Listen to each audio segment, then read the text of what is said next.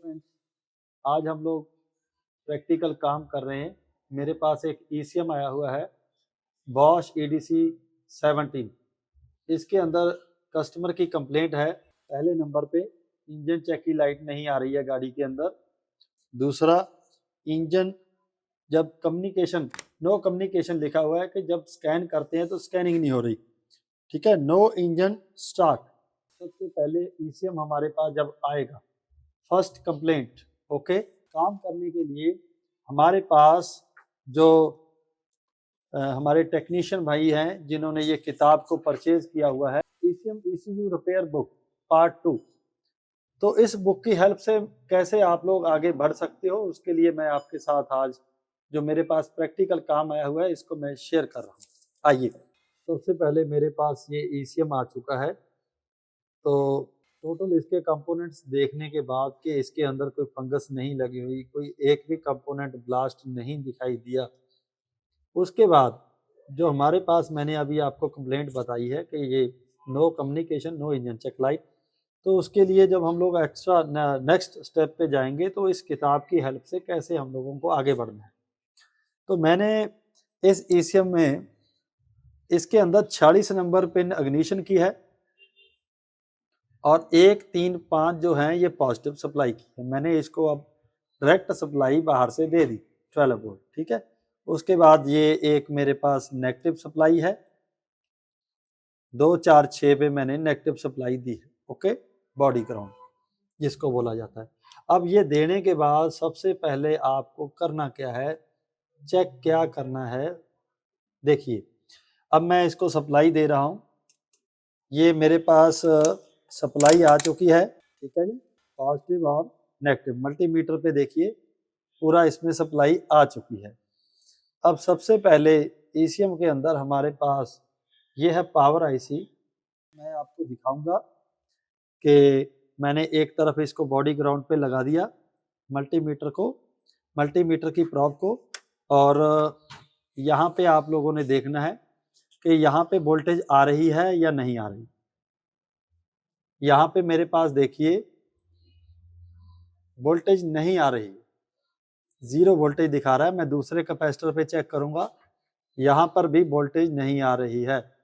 तो इस कंडीशन में आप लोगों को करना क्या है, सबसे पहले जो किताब में लिखा हुआ है वो ये है, ईसीएम में लगे आईसी या किसी भी मॉड्यूल्स में लगे आईसी की पिनों को क्यों ट्रेस किया जाता है। इसलिए ट्रेस किया जाता है कि अभी जो मेरे पास ईसीएम आया हुआ है ये इस नंबर का आईसी है। ये ट्रक्स के अंदर आते हैं नंबर, सेम आईसी ये कार के अंदर भी आते हैं, ट्रक्स के अंदर भी आते हैं। ठीक है, तो ये मेनली 24 वोल्ट ट्रक के अंदर ही देखे गए हैं, तो ये भी देखा गया है। तो ये कार के अंदर आते हैं। कार एक नहीं, कम से कम मार्केट में चलने वाली 50-60 कार मॉडल्स में ये एक ही आईसी आएगा। तो अब आईसी को ऑन होने के लिए क्या चाहिए, मैं आपको एक बार वो दिखा रहा हूं। यदि आपके पास ये डाटा है जो मैं आपको दिखा रहा हूं, यहाँ पे देखिए मेरे पास 5 नंबर पिन आईसी को ट्रेस करके मैंने इसका डाटा लिखा हुआ है कि पॉजिटिव इग्निशन होनी चाहिए। ठीक है, दूसरा, यहाँ पे यदि आप लोग देखोगे तो 20 नंबर पिन पे हम लोग चलते हैं, power source, power supply battery से आ रही है। 20 नंबर पे 12 वोल्ट पावर सप्लाई आ रही है या नहीं आ रही। तो फॉल्ट को पकड़ने का यही तरीका है। सबसे पहले मैं यहाँ पे देख रहा हूँ कि हमारी 5 वोल्टेज जो मैंने यहाँ पे 40 से इग्निशन दे रहा हूँ, ये इग्निशन आईसी की 5 नंबर पिन पे आ रहा है या नहीं। उसके लिए आप लोगों को यदि प्रैक्टिस नहीं है तो यहाँ मत देखिए। ठीक है, जब प्रैक्टिस हो जाती है तो हम लोग पिनों के ऊपर देख सकते हैं। मैं आपको यहाँ पे दिखा रहा हूँ, मैंने कंटिन्यूटी पे रखा। यहाँ पे देखिए, यहाँ पे देखिए आप लोग, हमें कनेक्टिविटी मिल रही है, बीप की आवाज आ रही है। ओके, यहां से आगे इस रेजिस्टेंस से आगे ये आईसी की पिन के ऊपर चला जाएगा। मैं आपको चेक करके दिखा रहा हूं, ये देखो बीप आ रही है। तो हम लोगों ने इसको चेक कर लिया, 5 नंबर पिन पे बीप आ रही है। अब मैं पहले आईसी पे आपको वोल्टेज चेक करके नहीं दिखाऊंगा, क्योंकि आप लोग इस तरीके से चेक करोगे तो आपको दिक्कत आ सकती है अभी। ठीक है, तो मैं यहाँ पे वोल्टेज चेक करूंगा, यदि मेरे पास यहाँ वोल्टेज आई तो इसका मतलब हमारे आईसी के ऊपर वोल्टेज पहुंच रही है। मैं अभी इसको सप्लाई दे रहा हूँ, यहाँ पे देखिए। फिर मैं मल्टीमीटर को 20 की रेंज पे रख रहा हूँ, 20 वोल्टेज की, और यहाँ पे देखूंगा वोल्टेज आ रही है। यस, ये 12 वोल्ट आ रही है। इसका मतलब 5 नंबर पिन के ऊपर वोल्टेज पहुंच रही है। No problem, okay. अब आगे चलते हैं। नेक्स्ट मैं आपको चेक करवाऊंगा, कंटिन्यूटी देखेंगे 20 नंबर पिन, आईसी की 20 नंबर पिन पे बैटरी से पावर आ रही है या नहीं। इसको चेक करने के लिए मैं पहले कंटिन्यूटी रेंज पे आपको चेक करवाऊंगा, 1 से लेके 18, 19 और 20। ये मेरे पास कंटिन्यूटी आनी चाहिए। ये कंटिन्यूटी नहीं आ रही, इसका मतलब ये हुआ कि हमारे पावर जो है वो हमारे आईसी की 20 नंबर पिन पे नहीं पहुंच रही। यहाँ पे बीप आनी चाहिए। ये बहुत ज़्यादा प्रॉब्लम आती है, बहुत से ईसीएम में आती है। कई बार क्या होता है, टेक्नीशियन मेरे भाई जो प्रैक्टिस कर रहे हैं वो आईसी को चेंज करने लग जाते हैं। आईसी को तब तक चेंज नहीं करना चाहिए जब तक आप श्योर ना हो जाओ, आपको ये ना हो जाए कि आईसी को पॉजिटिव 2 पिनों पे आ रही है या नहीं आ रही। अभी इस पे पिन पे अभी कंटिन्यूटी आनी चाहिए थी। अब हम लोग क्या करेंगे, यहाँ से जंपर यहाँ तक लगाकर इसमें इसमें मैं आपको जंपर लगाकर दिखाऊंगा। एक दूसरे ईसीएम में मैं आपको दिखा देता हूँ कैसे बीप आती है। मेरे पास ये ईसीएम पड़ा है, इसमें देखिए यहाँ से यहाँ कंटिन्यूटी आ रही है, तो ये फॉल्टी ईसीएम में नहीं आ रही यहाँ तक। ओके, ये देखिए यहाँ पे मैंने जंपर लगा दिया। अब यहाँ से यहाँ कंटिन्यूटी मेरे पास आने लगी। ओके, यहाँ पे मैंने जंपर लगाया इस कैपेसिटर के, नॉन पोलराइज्ड कैपेसिटर के ऊपर। तो अब हम लोग इसको ऑन करेंगे, दोबारा सप्लाई देकर यहाँ पे देखेंगे वोल्टेज यदि प्रॉपर बन गई तो समझ लेना कि हमारा पावर आईसी ओके हो गया, ऑन हो गया। ऑन होने के बाद हमारा ईसीएम परफेक्ट ओके हो गया। अब देखिए, ये मैंने यहाँ पे 20 नंबर पिन इसको सप्लाई दे दी है, जो सप्लाई पहले मिस हो चुकी थी। अब देखते हैं इसके अंदर क्या इफेक्ट पड़ा पावर आईसी ऑन होने के बाद। अब यहाँ पे वोल्टेज आई या नहीं, मैं आपको चेक करके दिखा रहा हूँ।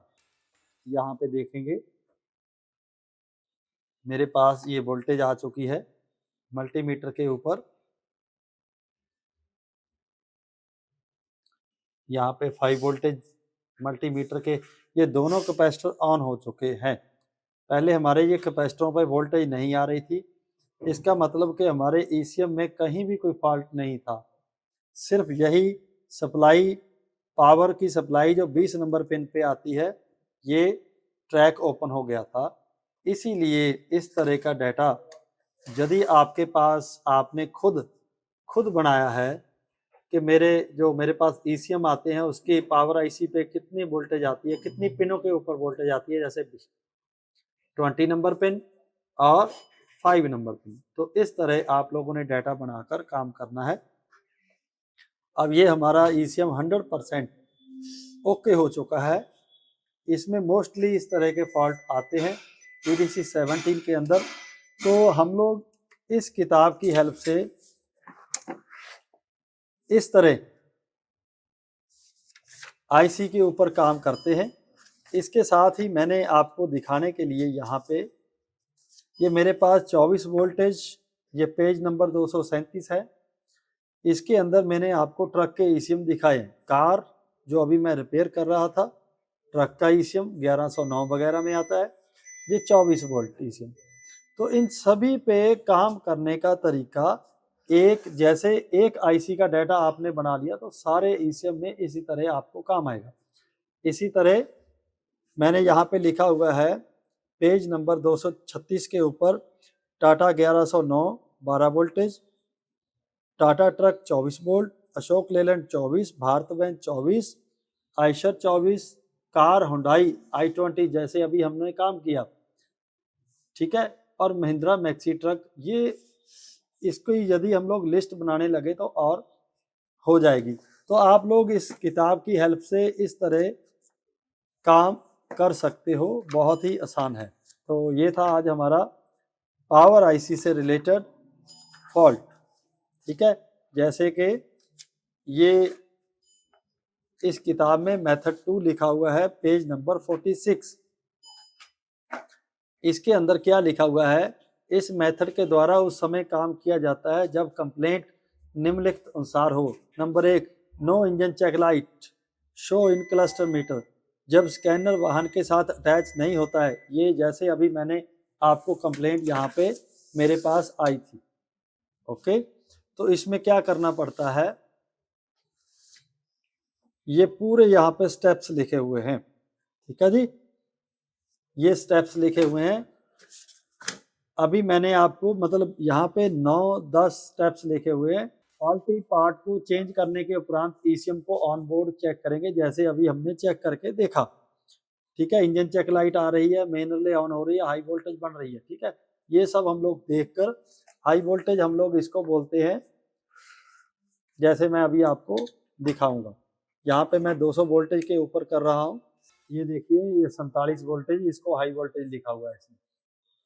ये मल्टीमीटर के ऊपर देखिए 47 वोल्टेज यहाँ पे बन रही है इस कंपोनेंट के ऊपर, इसको हम लोग हाई वोल्टेज बोलते हैं, ओके।